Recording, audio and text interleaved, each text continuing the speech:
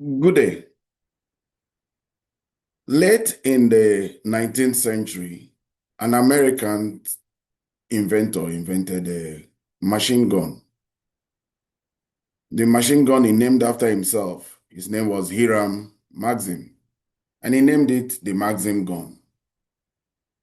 That gun was one of the world's first machine guns. Before it, there was the Gatling gun, but the Maxim gun was a little bit of a significant improvement, if I must be understated. But the adoption of the Maxim gun was more in Europe. In fact, the country that adopted the Maxim gun the most was the British, the United Kingdom.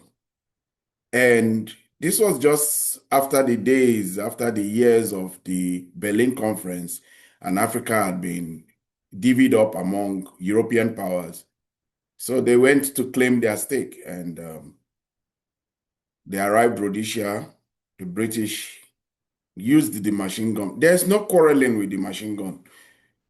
The Maxim gun made a very powerful argument, and the Zulus found out, the Zimbabweans found out in Matabeleland, the Sudanese found out during the Mahdist Revolution, and even the Sultan Attiharo of Sokoto, he found out. There was no discussion with the Maxim gun. The British conquered Africa comprehensively. That discussion was over. Over the course of time, we've come to find out that there are other weapon systems that tend to end discussions. After 4 years of war, the Americans found a weapon that just ended all arguments in Japan. That weapon was the atomic bomb. Two of them, small boy and big boy, were dropped on Hiroshima and Nagasaki.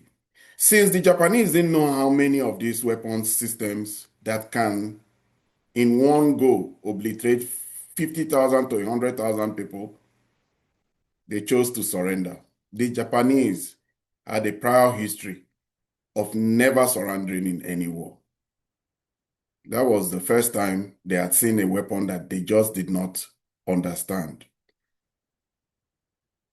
The nuclear bomb and the atomic bomb gave America an advantage for some years before the Soviets found a way to get the bomb and the British got the bomb. And since then, 9 countries are now nuclear armed. The bomb tends to have a way of making quarrels go away once you have it. Pakistan and India were very belligerent, but since both of them got a bomb, what they do most times these days are border skirmish and discussions. What they have going sometimes is just, it creates more excitement watching them play cricket. So this is what really happens. And today, the Russians took it one step further. President Putin commissioned a new nuclear submarine. President Putin has stepped up his modernization of the Russian military in recent times, well before the Ukraine conflict. But the urgency to modernize, to expand, and to multiply machinery, and even find more innovative war machines have become clear and present, especially in the light of increasing bellicose statements coming out of Nato and the EU. So today, President Putin commissioned a new submarine, nuclear-powered, that is capable of carrying some of the hypersonic missiles that the Russians alone have, Zircon. And he also vowed while commissioning this submarine that the Navy of Russia will be strengthened, because let's not forget, the country with the most active and most powerful navy in the world is the United States. The maritime power used to be the power that led to the growth and expansion of the European powers. But these days, Russia has inserted itself into that discussion. Russia has not really invested much in the ones we know America for, which is aircraft carriers. America can project power through its fighter jets and through its aircraft carriers. It has 11 of them. Huge nuclear-powered aircraft carriers. What the Russians have chosen to do instead is to have argument-ending weapons like the SAMAT, intercontinental ballistic missiles. When you read the specs of these missiles, they send shivers down the spine of everybody. But yet, they've also shown that they have the Oreshnik, the Zircon, and many other hypersonic missiles, both short, long, medium, intermediate. And if any weapon system has been very, very important in defining the new reality of warfare, is the drones that the Russians are outputting at a rate that is beyond belief. Good day and welcome to my channel, Ebima Amungo's perspective on global affairs. If you're new to this channel, please subscribe. If you have any comments regarding the opinions I express, please put them in the comment section. Please do well to like and share also. President Putin is getting ready for the day that the Europeans may find it necessary to carry on the action they've always wanted to carry on. Because for 30 years, the Russians had done their bit in trying to become friends to the Western world. But for 30 years, there was a unipolar world, and it was the rules set by America and its allies that reigned. In those 30 years, the Russians stood aside as Yugoslavia was destroyed, broken up. Almost 5 countries came out of that once powerful and vibrant entity. They were not active when Libya was being destroyed. They always put their reservation. They did not take part when Iraq was being destroyed. But when it started getting close to home, when Georgia said they wanted to be part of Nato, and when Moldova and when Syria was being challenged and threatened and attacked under the framework of protests by rebels, Russia stepped in, and Russia has become a thorn in the flesh of the West. And over the course of the past years, 15 years, Russia has started to assert itself. It came to a head when Russia finally took decisive action and launched the special military operation in February 24th of 2022 that has led to this Ukrainian crisis that we now have. So Putin had already initiated a lot of modernization of the Russian military. In fact, let's be clear as to what Putin has done in 30 years. He has taken the Russia as an economy and as a people from the abyss of destruction of post-Soviet years, alcoholism, and so many things that signaled that Russia was a dead, down and out country. But today, Russia is the 4th largest economy in the world, if not the 3rd. Russia has so much vibrancy. They have gained their pride back, and there's a lot of patriotism among the Russians now. In the same breath, there's also a lot of Russophobia in the West. There's a lot of hatred. Because let's not forget one thing. America was a beneficiary of the victory of Russia. A lot of Germans ran to America and got into the space programs of America, got into the missile programs of America. A lot of people from Eastern Europe also ran away, came into America. A lot of Jews also were, over the course of the time, during the terrorist times, were persecuted in Russia under the pogroms, and many went to America.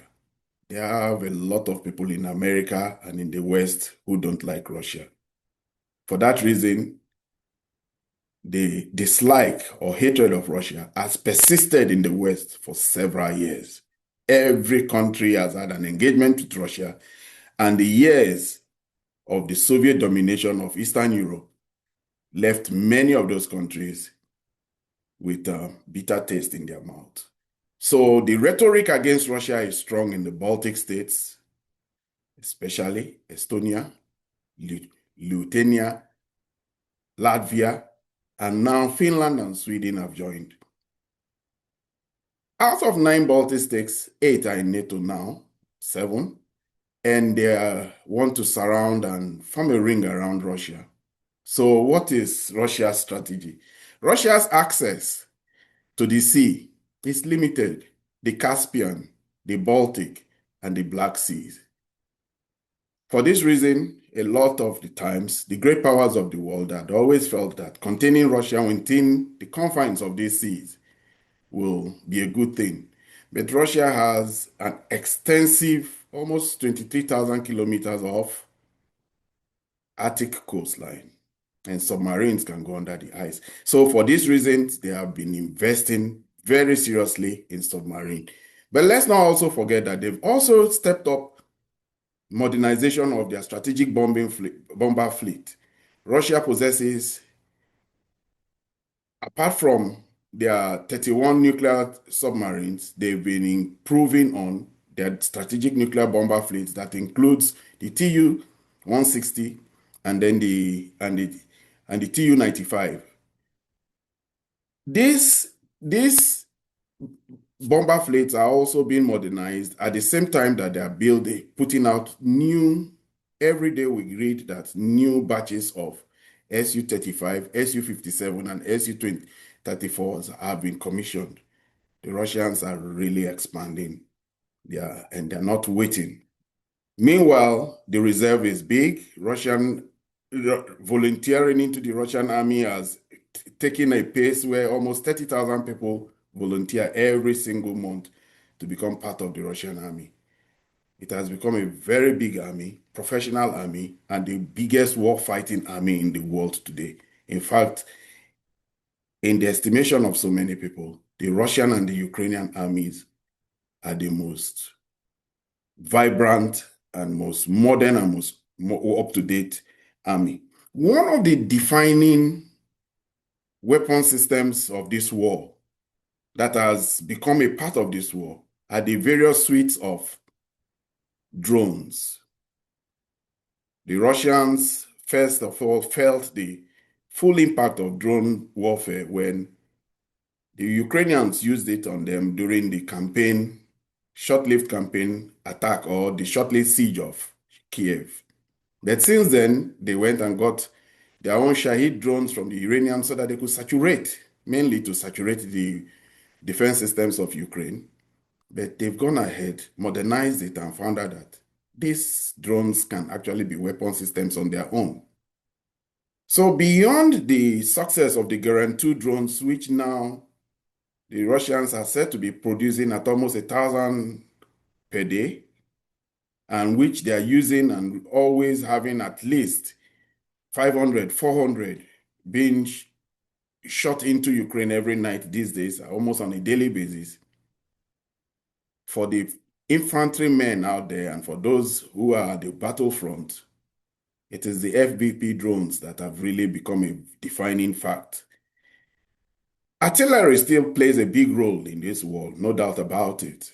The huge advantage the Russians have in artillery and their ability to shoot these vast amounts of artillery is an advantage that nobody can contend with. They can produce a lot of artillery shells, 155 millimeter shells, at a pace.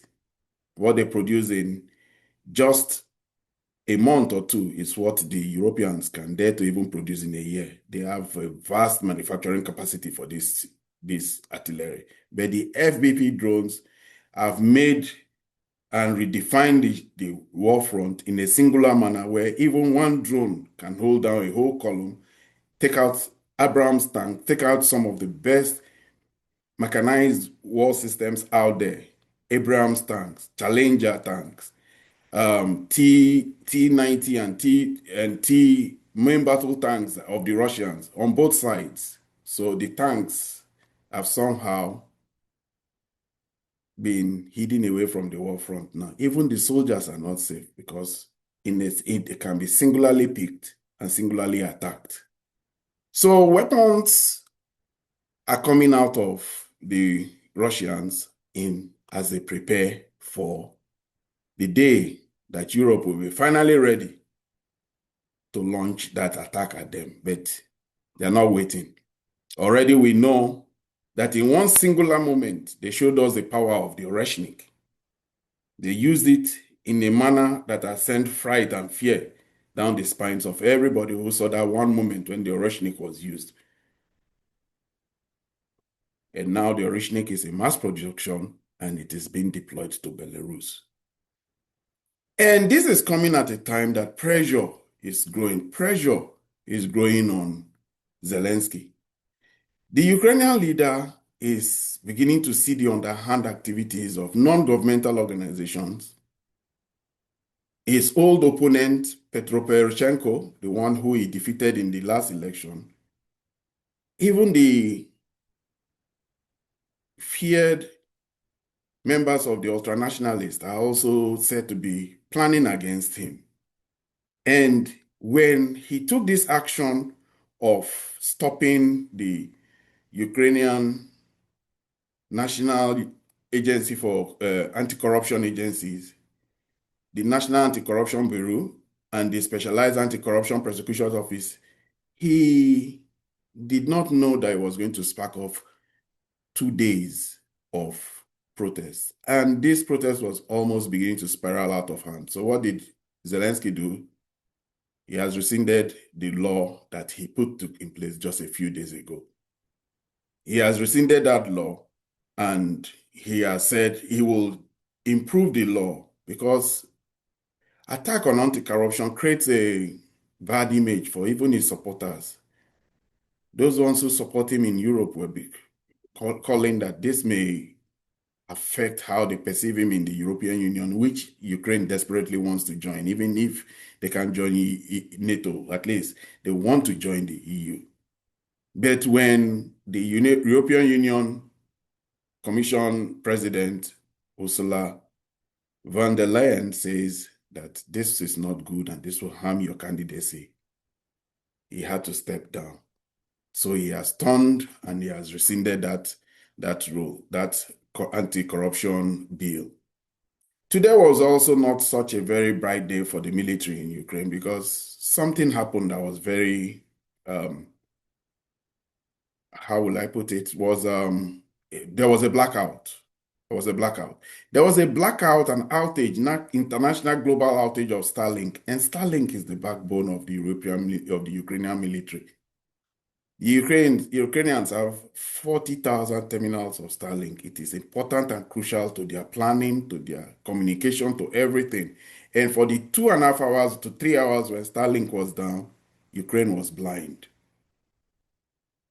It's just that it seemed like the Russians didn't take advantage of it. But for today, at least, the Ukrainians were blind for a while.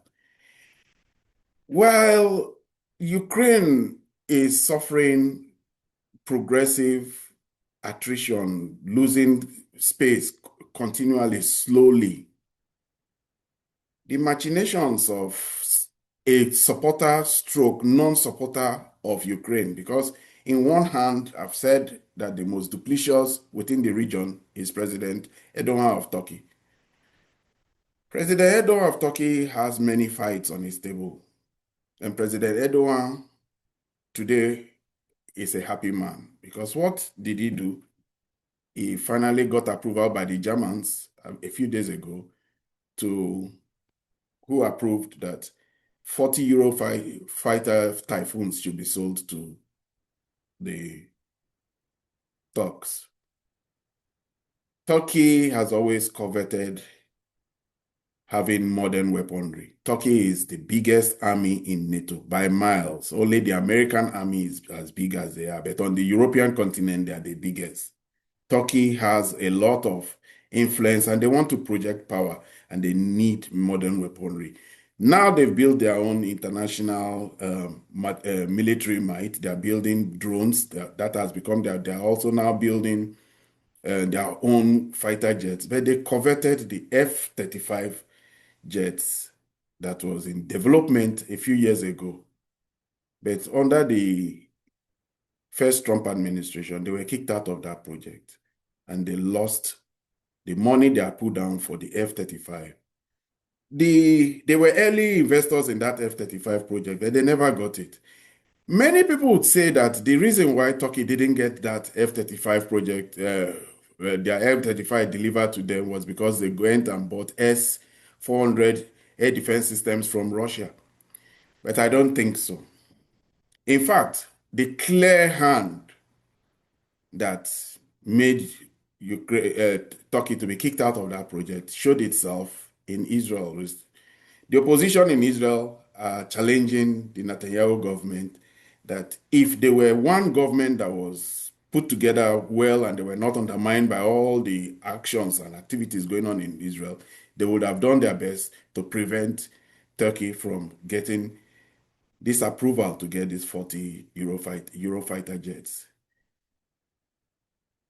Israel has a strong influence in the Donald Trump administration, both in the first administration and the second administration. Israel made Donald Trump to cancel the Iran deal that had been worked by Obama.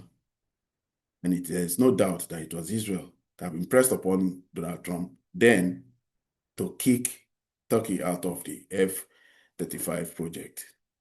But Israel too is also having its own challenges. There are demonstrations going on in Israel now that Netanyahu should make a peace with the people of Palestine. The pictures of starving children is beginning to take a toll on the Israelis. Just some few days ago, 5 Israeli reservists killed themselves. They are having post-traumatic stress. All the killings in Gaza is beginning to affect them. And this is happening at a time that Netanyahu is having a lot of problems regarding the corruption case that is just not going away. And when he just had a court appearance to make, Netanyahu conveniently fell sick with food poisoning. He didn't show up. But the demonstrations are growing. The investigators, though they have stepped back a little bit, they're just waiting for the right time. The pressure on Israel is even mounting because in hitting at the Hamas, Israel has been bombing indiscriminately, and recently they bombed a Catholic church, an Orthodox church. Netanyahu personally had to call the Pope to apologize because it didn't look good in the Christian world. The birthplace of Jesus Christ, Bethlehem, all those places have been bombed. There's no place that is remaining. There's nothing for Christians to go and see. And it's so bad now that even the American ambassador to Israel, a great Zionist, a man who supports the Israeli return to the Holy Land, recently had to come and threaten the Israeli state that if they don't allow Christians to visit the Holy Land, they would call for restrictions against Israelis visiting America, because Israel has stepped up their actions against Christians who want to go on pilgrimage to Palestine, where most of the important biblical locations are. But the Israelis don't want those Christians to come and see what's happening in Gaza and take back bad images and all that. Conflict is just all around the world. Even today,